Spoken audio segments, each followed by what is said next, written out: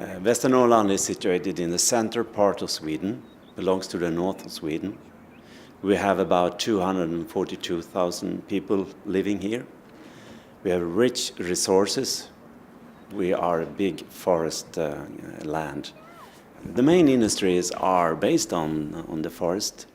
We are now developing more of new biofuel clusters, and we try to move over to more the clean technologies as much as we can. When we planned this peer review, we thought about the biofuels in our region, and we had a lot of resources here. We have the biomass from forest and the water plant, water power, and all the wind opportunities. But we have still a lot of fossil fuel in the transport sector. So that was one focus for the peer review. Biorefining from wood is what we work with here at the Process and Biorefinery Initiative. And one important issue of biorefining is that we want to use as much of the stem wood as possible. So when we take a tree, we try to use it to its full extent. So there is sugar in the tree, there is fiber in the tree, and there are rest streams of lignin in the tree. And if you use that in a typical normal pulp mill from the old days, you would just make pulp and paper. And what we work with is to transform these pulp mills into modern day biorefineries. And this has been done at the biorefinery of Domsjö. And I've been presenting the different products that Domsjö is making from the wood today, and they are making end form of the product could be textiles, it could be sausage skins, sausage casings, it could be used and produce ethanol and carbon dioxide.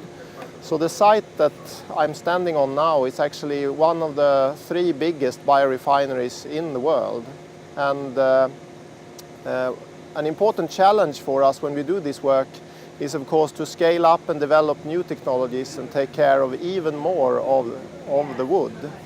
So our short slogan is anything you can make from oil, you can make better from wood. So we would like to be part of the solution of the climate crisis in peak oil.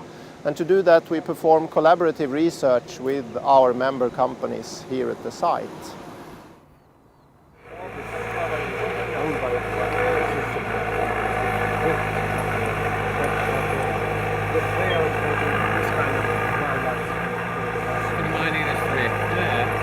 Elforest, the world's first electric hybrid forwarder. It saves fuel. It has around 30% fuel reduction. It has less carbon dioxide emissions, and with our technology we also reduce the damage to the forest floor.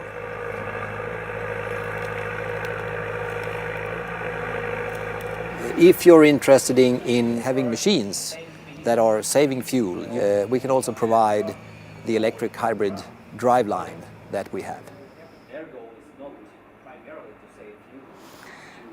Well, today was a very nice day because we could meet some companies, and really interesting to hear what you can produce out of the forest. All the materials I didn't know. I was surprised about it. And also interesting, we met some different companies, and you see they all deal with the same problem. They had quite a lot of subsidy to start a pilot and to let's see the technology works. Technology is proven, but they're all working now with how can we earn money? How can we go to the market, and where is the demand? Do we have demands? So. Yeah, that's a problem we also deal with in Holland, and it's interesting to see if there's in this country an execution agency that helps to bring the industry and the public authorities together to make a roadmap. Not only take care of the first steps, but also the steps behind, so you can pass the desert valley, and the companies will have their own market. So yeah, that's a good idea to make together a roadmap with the companies.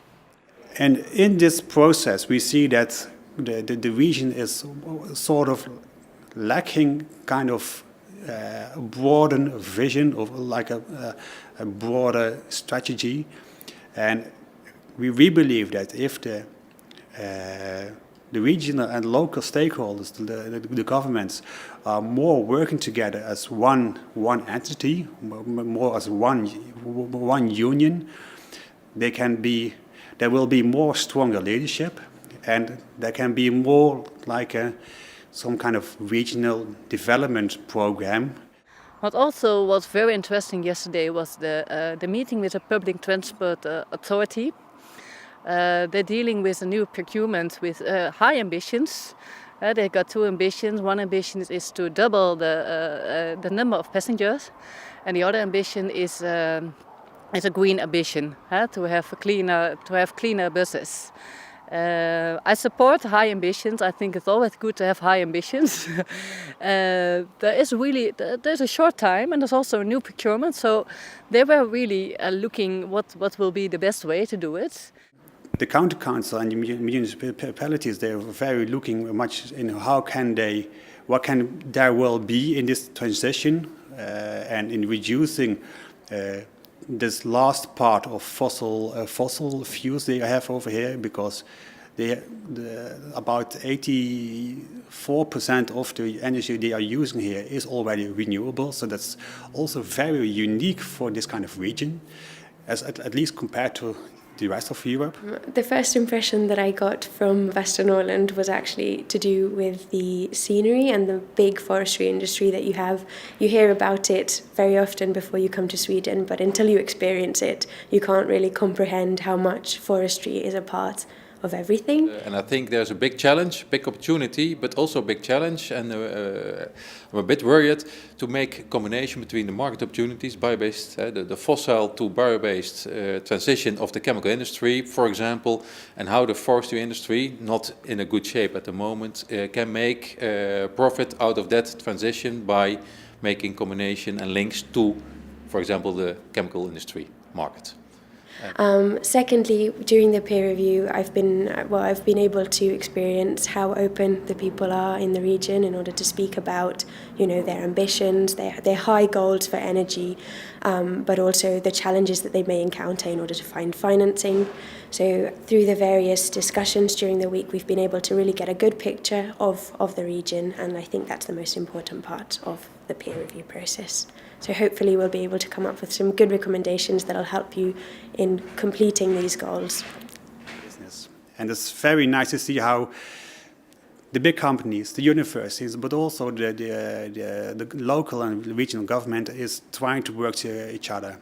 I think there's enough opportunities over here, enough chances, and especially when they are going to work together and they have a clear vision of how to achieve their ambition, their focus, well, the opportunities over here are enormous. For me, who comes from Manchester, very different, and it's lovely to have this environment to work in, I'm sure. I think one of the big things I've taken away is a new understanding around biofuels. Which is not something we are well developed in Manchester and in England, but clearly there's an lot of opportunity here to take that further here. But I think there's a lot of work to be done, and I think that's important as well, and some clear aspirations around investment in that sector I think would help greatly. And it's been very pleasurable, and I've learned a lot, and the best of luck.